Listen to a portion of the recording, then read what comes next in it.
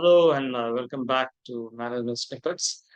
This time over, we are going to take up a very sensitive subject called motivation and how to, keep your employees engaged and motivated. So, motivation is enough talked subject. So, I'm sure the moment you heard about motivation, you or may have again there is one more person talking about motivation. So it's a subject for all these speakers and coaching people to take up this motivation as a subject.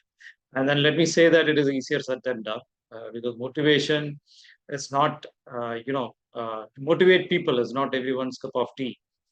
Motivation requires a lot of due diligence to be done and a lot of psychometric activities to be done, like a lot of psychology goes into it. So, how to keep your team motivated? There is no one fit for all answer for that.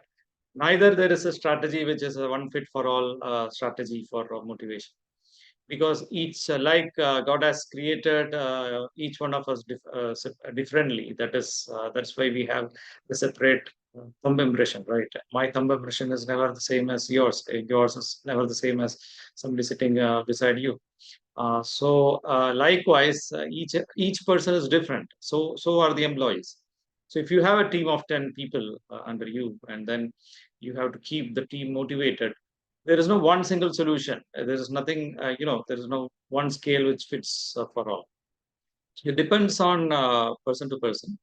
For example, I'll tell you, once I had a person reporting to me who was actually a millionaire, who was a scion of a good big business.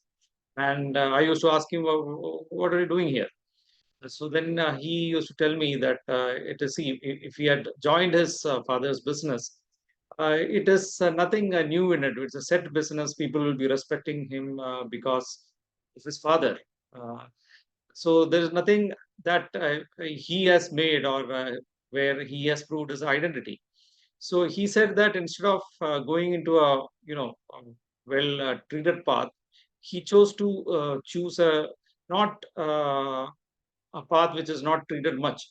So this is what, for example, if that employee, if I start motivating him, showing promotions or money, then that's not going to motivate him because he has enough money, and then the lure of promotion is not there, because he could have easily become the CEO of his own company. And so promoting him, you're showing promotions as a carrot, it's not uh, going to work with him.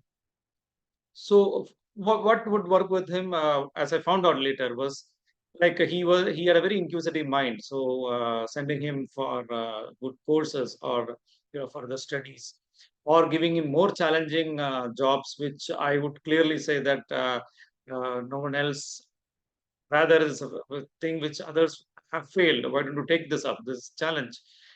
Can you make this possible? So these are all things which can motivate such employees. For example, there could be another employee who is actually struggling in his life, financially broken.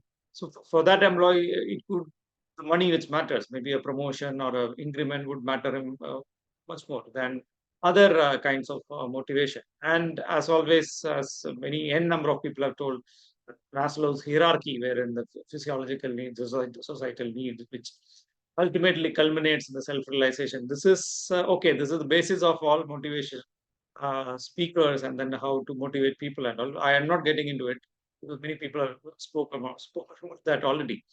So what I'm saying is, if you want to motivate people, the first thing you should do is try to know your employees, your people are, who are reporting to you in person. For that, you have to get into them. You have to be, maybe you can be humoristic. You can, start telling stories. You can take them for a trip, for lunch, whatever that means. Depends on you. But you have to get into them and then be closer to them, so that you try to understand the person and then try to understand what exactly would motivate him. Because a person who would be looking very happy may not be happy at his heart. He might be having problems. He might be having somebody might be suffering from depression and putting up a brave face. But how to motivate such people? So there could be a reason if somebody is, having a bad day at work, or going through a low phase, you can motivate him through some spiritual talks, or some kind of motivational exercise, which would keep his mind busy, and then instill confidence in him. And then a person should feel important. A person gets into depression when person is not feeling important. So make him feel important. Yes, you are important for the team. Your work is so important. Your work is so pivotal. So that's how you pull up people. And there are, the other variations, or other, uh, kind of people, that is, very arrogant people will be there. So they also needs to be motivated by different means. So if somebody is overly arrogant, you have to show him his place. So these are all things which is part of leadership, but it to motivate each member of your team is a different ball game altogether, and it requires a lot of thinking to be done, planning to be done, a lot of exercise which you need to do by getting into them, try to know them, and then unknowingly know them. You may not, make it apparent that you are getting close to them to know them. So you can, there are different means by which you can get closer to the employees and try to know them closely. So this is what this week's talk is all about, how to motivate employees. And this is something not can be covered in 5 minutes talk, but I believe I can trigger some thought in your mind by saying these few words. Thank you so much.